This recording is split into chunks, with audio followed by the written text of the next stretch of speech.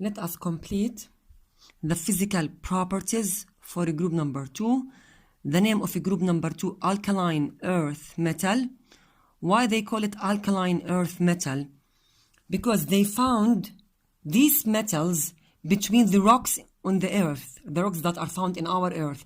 That's why they call it earth metal. Alkaline because, again, when they are reacting with water, they give us an alkaline solution, a metal hydroxide plus a hydrogen gas, exactly as in group number 1. We said before that group number 1, when they react with water, they are forming metal hydroxide plus hydrogen. Group 2, the same. Group 2 metal with water, metal hydroxide plus hydrogen gas. So both of them gives us an alkaline effect. Okay. So both of them gives us an alkaline effect. That's why they call it alkaline earth for group number 1, and for group number 2, alkaline earth metal. The physical properties somehow looks like the physical properties for group number 1, within some differences. They have low densities as in group number 1, but the densities in group number 2 little bit higher than the densities in group number 1. Both of them are low, but if I want to compare them, number 2 is little bit denser than group number 1. So they have low densities, but their densities higher than an alkali metals in group 1. The density decreases down the group as in group number 1, the same thing. Okay. Group number 2, or the second property, they have low melting and boiling points as in group number 1.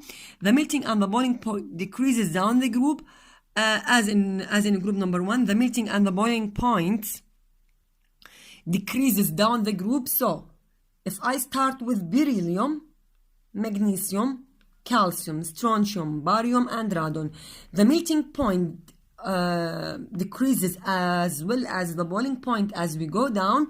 So the radon has the lowest boiling point and melting point as well, but beryllium has the highest melting and boiling point if I compare it with the other elements from the same group.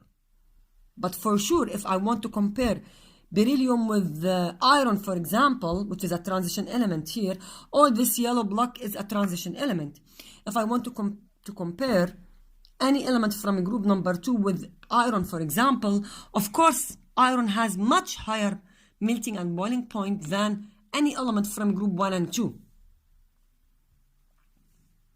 They have low, we said that. Metals become softer down the group exactly as group number 1. As we go down, the element will be softer, the melting point will be less, so the reactivity increases. In general, in metals, as we go down, the reactivity increases. The chemical properties for everyone, somehow the same chemical properties with some minor changes. They are less reactive than group number 1. They are reactive, but if I compare them with the group number 1, they are less reactive than them. The reactivity increases down the group, as we said in group number 1. As we go down, the reactivity increases.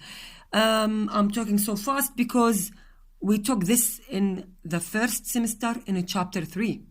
So all this information are just like a revision. Also, they have to be stored under oil except magnesium. Why? To stop them reacting from oxygen. So magnesium is the only stable element that I can store it outside without doing any reaction, any fast reaction with oxygen. Actually, magnesium reacts with oxygen to form magnesium oxide, but it takes time. It's a slow reaction if I want to compare it with other elements from the same group. So I cannot, or it's not necessary to store magnesium under oil or any slippery substance, but for the rest of the group number 2, I have to store them under oil exactly like group number 1. They react with oxygen to form white solids. Again, these solids are white, exactly like group number 1. The solids for group number 1 and 2 are white, whatever is this solid. Okay. Again. okay, to form white solids, which is a metal oxide. Some of these oxides can be removed by using sandpaper. I can scratch the layer of the metal oxide that is formed at the top of the metal by using a sandpaper, scratch it to clean it. Number 4, they react with water, but slower than in group number 1. They will not form a fire, and the reaction is somehow weaker and slower than group number 1. Actually, all group number 1 react with cold and hot water very, very, very strongly.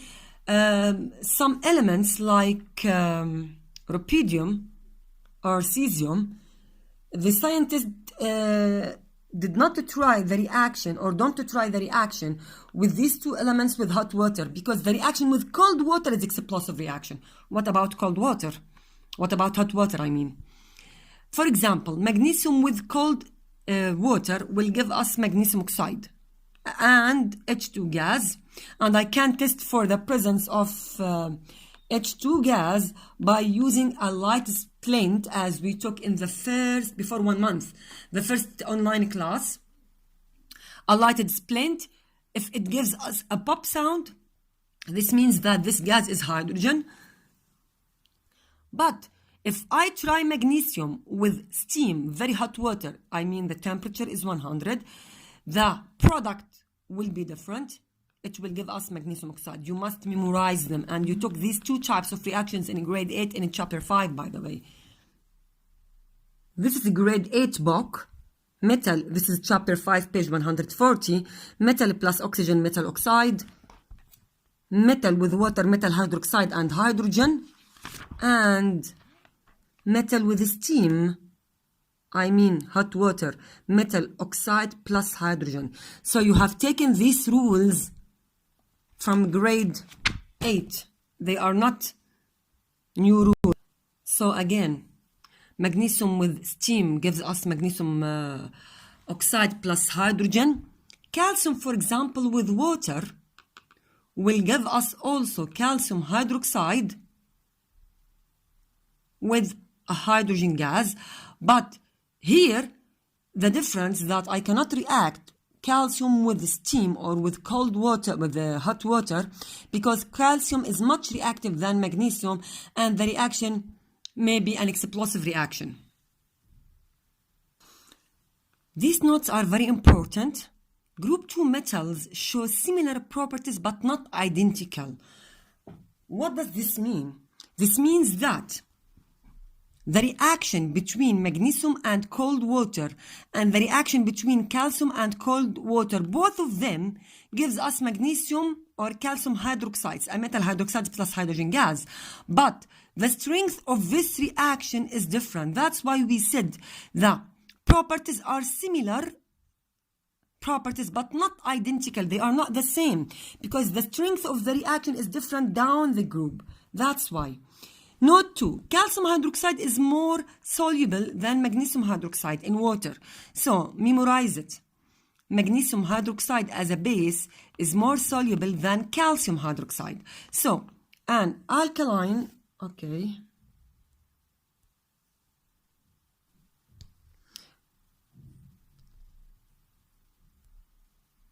So, an alkaline solution is produced lime water. So you must memorize that magnesium hydroxide is more reactive than, or more soluble, I mean, than magnesium, and the component or the chemical formula of the lime water is calcium hydroxide. As a reaction proceeds, a white suspension is obtained because of not all of calcium hydroxide dissolve. If you remember in the past, we said that the color of the lime water is somehow colorless, and when carbon dioxide is passed through a solution of lime water, a cloudy, foggy color will be observed. Okay. while we are preparing calcium hydroxide, which is a lime water, the solubility is not 100%. So that's why he said a white suspension is obtained. Not all calcium hydroxide dissolve. This is slightly dissolved. It's not soluble 100%. Not number, but even though it's more soluble than magnesium. Note 3.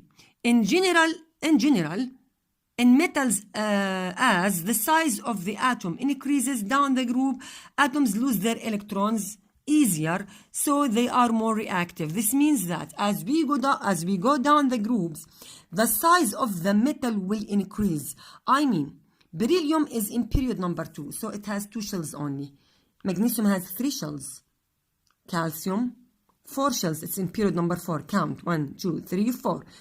It has 4 shells. Here 5, here 6, here 7 shells. As the size of the atom increases, the attraction between the nucleus of the atom and the outer shell will be less. So the nucleus cannot control the electrons that are in the outer shell. So these electrons, which are 2, as you know, that this is group 2, so it has 2 electrons in the outer shell in every element.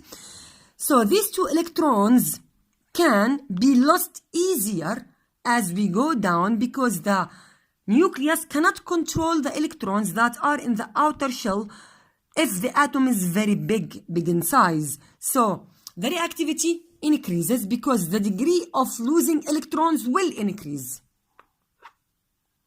Okay, this is everything about group number 2.